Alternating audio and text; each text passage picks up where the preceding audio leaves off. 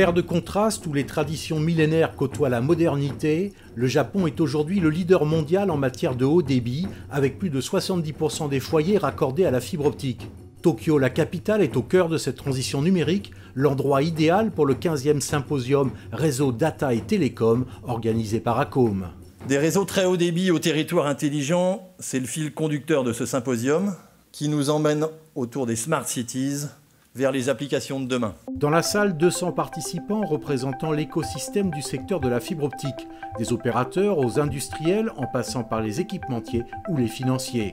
À la tribune, 70 intervenants avec un premier constat, l'Europe veut se donner les moyens d'accélérer le déploiement de la fibre optique. On a besoin d'une vision politique, on a besoin d'une régulation qui va aider à établir ces investissements long terme.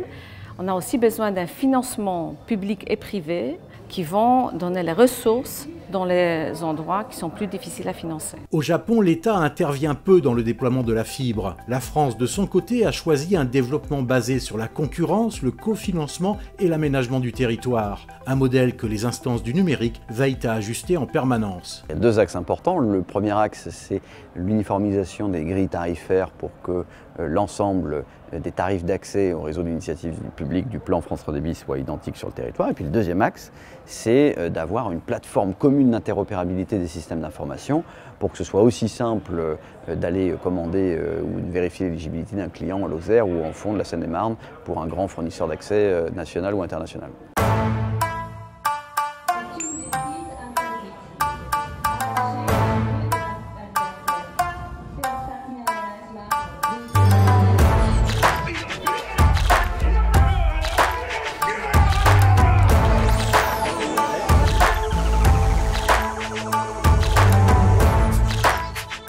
En France, le déploiement de la fibre optique décolle enfin.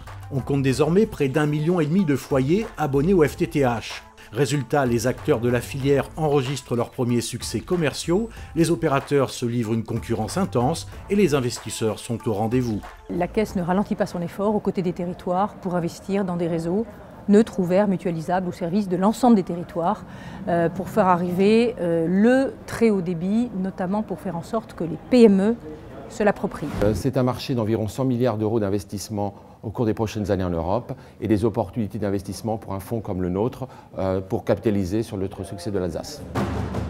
On avait 5 millions de logements raccordables fin 2015. On ambitionne d'arriver à 12 millions en 2018 et ensuite 20 millions en 2022 sur la zone d'initiative privée.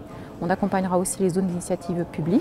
Les grands opérateurs qui nous attendent pour les aider dans leur déploiement parce qu'ils accélèrent les déploiements nous expliquent qu'ils ont besoin d'investissement. Nous sommes tout à fait prêts à investir, pour autant qu'on réussisse à remonter nos marges. Sur la vente aujourd'hui de la fibre aux entreprises, on a une croissance qui ne dément pas de plus de 30% annuel. Et après, pour ce qui est du grand public, aujourd'hui, vous posez des prises et ça part. Aujourd'hui, à Pau, 60% des internautes sont sur le réseau FTTH public. Donc ça démontre que lorsqu'on est dans une démarche industrielle, il n'y a aucun obstacle à la commercialisation de ces réseaux. Grâce à la densité de son territoire, le Japon a pu développer rapidement son réseau qui couvre aujourd'hui plus de 90% du pays. Ici comme ailleurs, les zones moins denses posent problème.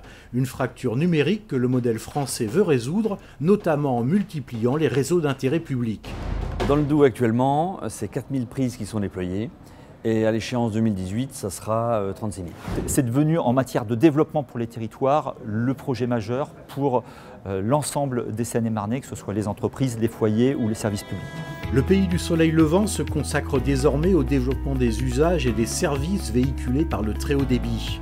Smart Cities, objets connectés, e-santé ou encore robots industriels ou humanoïdes. Des innovations qui nécessitent la mise en place de technologies performantes et durables, ainsi que la montée en compétences des acteurs.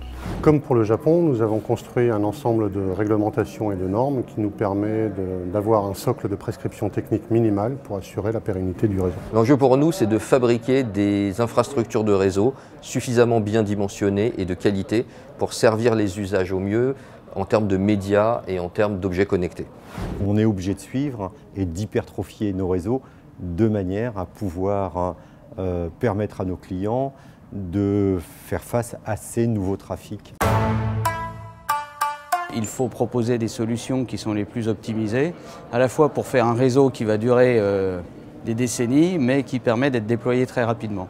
Il faut pouvoir le faire en garantissant un niveau de qualité tout au long de ce déploiement pour éviter de devoir recommencer ce réseau dans quelques années parce qu'il n'aura pas été fait correctement.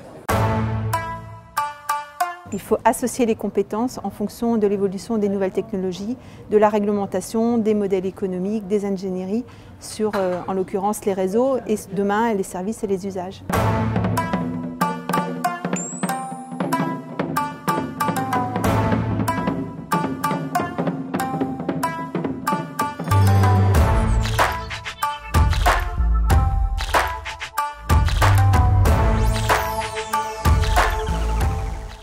Pour la France, l'objectif est clair, accélérer le déploiement du très haut débit pour développer des territoires intelligents au service des usagers.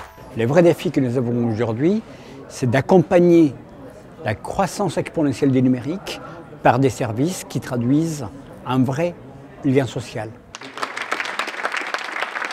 Un symposium résolument optimiste et enthousiasmant. Ça y est, c'est parti, l'Internet des objets, ça fonctionne, le FTTH est en train de se déployer massivement partout en France et dans le monde, guidé par l'appétence des clients chaque jour davantage, des investisseurs qui investissent et qui construisent ces réseaux de demain, des financements qui se mettent en place, qu'ils soient publics ou privés. Voilà, tout un écosystème d'une filière qui est en train de se mettre en place avec la montée en débit, des nouvelles applications qui naissent chaque jour davantage et dont on ne mesure pas encore l'ensemble des retombées pour le futur.